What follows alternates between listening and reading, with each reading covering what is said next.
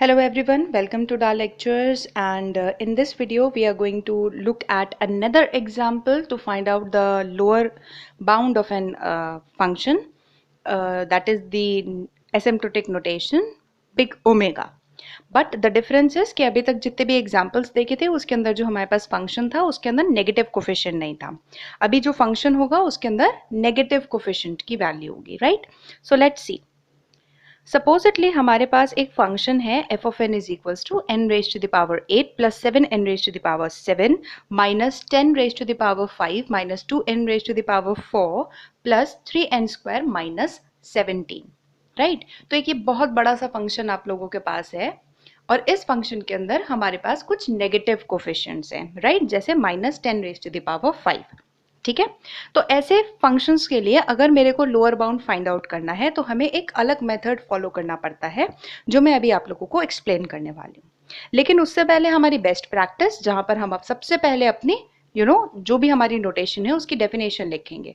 तो lower bound की बात कर रहे हैं तो उसका मतलब है F N should always be greater than equal to some constant multiplied by g of n for a positive value of c and for some n greater than equal to n naught, right? अब हमें यहां पर करना क्या है, हमें lower bound find out करनी है एफ ऑफ एन की. तो उसके लिए जो सबसे पहला स्टेप हम फॉलो करेंगे that is we will be removing all sub dominant positive term. Sub dominant positive term, अब यहाँ पे सब डोमिनेंट से क्या मतलब है, आप एफ ऑफ एन को देखिए. यहाँ पे हमारे पास डोमिनेंट टर्म क्या है, N raise to the power 8.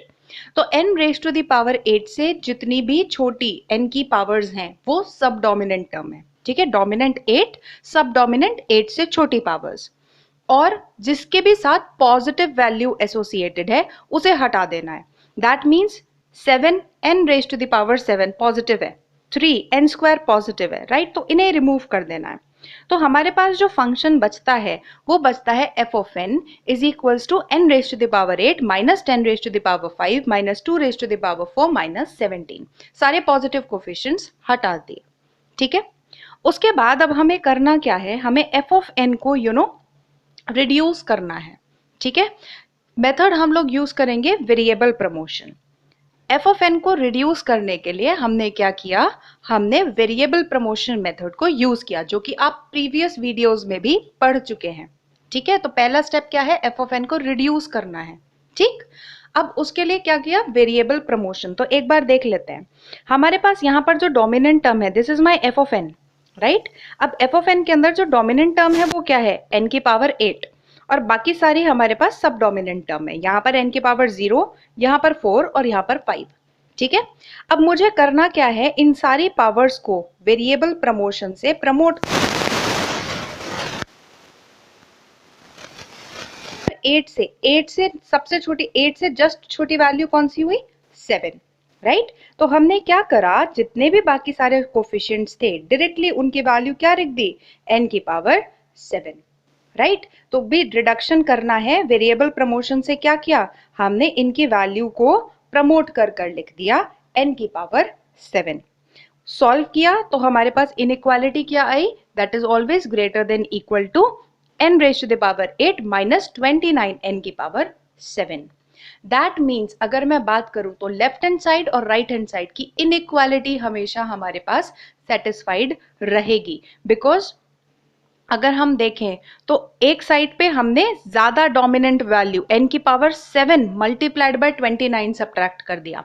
n की पावर 7 हमेशा n की पावर 0, n की पावर 4 और n की पावर 5 से बड़ी ही वैल्यू होगी, राइट? तो बड़ा फैक्टर सब्ट्रैक्ट करा है तो राइट हैंड साइड छोटा हो गया, राइट?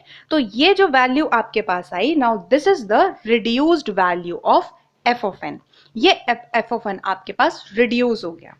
अब इस रिड्यूस्ड एफ ऑफ एन से आपको क्या करना है, जी ऑफ एन जो कि लोअर बाउंड है, कांस्टेंट सी और एन नॉट की वैल्यू को कैलकुलेट करना है, राइट? देखते हैं कैसे करेंगे.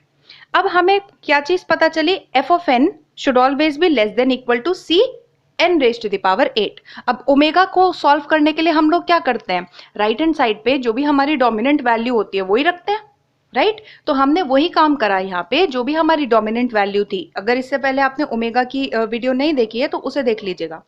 तो जो हमारा डेफिनेशन है, हमारे पास डेफिनेशन क्या है, ये वाली डेफिनेशन। इस डेफिनेशन को फुलफिल करते हुए this is my F of N, और मैंने क्या करा, जो मेरी डोमिनेंट वैल्यू थी उसको मैंने जी ऑफ एन बनाकर यहाँ पर लिख दिया। Very fine. अब मुझे सी और एन नॉट की वैल्यू चाहिए, राइट तो उसके लिए हमने क्या किया, पहले इस इनइक्वालिटी को थोड़ा सा हमने मॉडिफाई करके वैल्यूज को एक्सचेंज करके एक पर्टिकुलर फॉर्मेट में लिख दिया।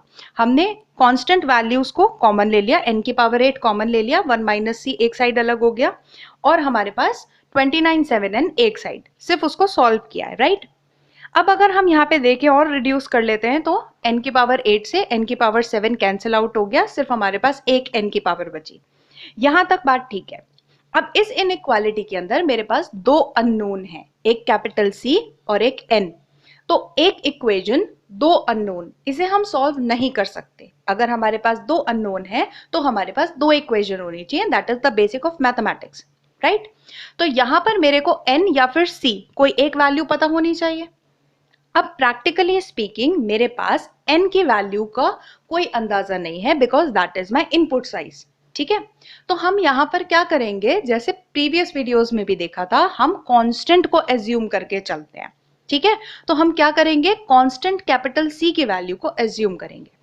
अब जब हम लोग नेगेटिव कोफिशिएंट वाले पॉलिनोमियल्स के साथ डील कर रहे होते हैं और लोअर बाउंड फाइंड आउट कर रहे होते हैं, तो as a rule of inequality हमें इनइक्वालिटी प्रिजर्व करके चलनी होती है। तो व्हाट वी डू, जो भी मेरा फंक्शन है एफ ऑफ एन, उस फंक्शन के साथ जो मेरा डोमिनेंट कोफिशिएंट है, that is n raise to the power 8, उसका जो कोफिशिएंट है उसकी वैल्यू को हाफ कर देते हैं। तो अगर मैं एफ ऑफ एन को देखूं तो n raise to the power 8 मेरे डोमिनेंट वैल्यू है, उसका कोफिशिएंट क्या है 1, तो 1 की वैल्यू को हाफ कर देते हैं, तो c की वैल्यू क्या हो गई 1/2। अगर n raise to the power 8 के साथ 2 होता, 2n raise to the power 8, तो c की वैल्यू क्या हो जाती 1। अगर 3 होता तो c की वैल्यू क्या हो जाती 1.5, मींस जस्ट हाफ कर देते। तो अगर हम देखें तो c will always be half of the dominant coefficient. तो यहां पर 1 है तो c की वैल्यू हम क्या रखेंगे, हाफ रखेंगे, राइट। तो अब अगर आप यहां पर देखें तो इस इनइक्वालिटी को अगर मैं सॉल्व करती हूं और सिंप्लीफाई करती हूं, c की वैल्यू को हाफ रखती हूं, तो मुझे n की वैल्यू क्या मिलती है 58, राइट। तो n की वैल्यू मेरे पास आती है 58। तो अब अगर हम लोग देखें तो यहां पर हम कह सकते हैं कि f of n is equals to lower bound, अगर हम बात करें ओमेगा की, omega of n raise to the power 8, that means n raise to the power 8 हमेशा लोअर बाउंड रहेगा मेरे f ऑफ n का for the value of c equals to half and for the value of n not equals to 58। तो यहाँ पे जो calculation है हमारी वो थोड़ी सी डिफरेंट है।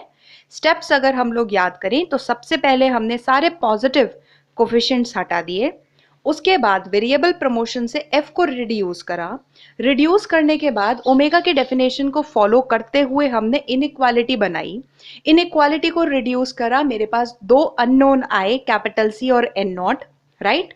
फिर उसमें से c की वैल्यू को मैंने एज्यूम करा, जो कि मेरा डोमिनेंट कोफिशिएंट है उसके जो n नॉट, n की पावर हाईएस्ट पावर है उसके कोफिशिएंट का हाफ वैल्यू पुट करी और मैंने उसके लिए कॉरेस्पॉन्डिंग n की वैल्यू फाइंड आउट कर ली, right. And then we can prove that कि वो लोअर बाउंड रहता है for certain value of c and n। I hope अब ये क्वेश्चन आप लोगों को क्लियर होगा, और भी practice questions I will be giving you, and that's it for this particular video, and thank you. I shall be seeing you in the next lecture.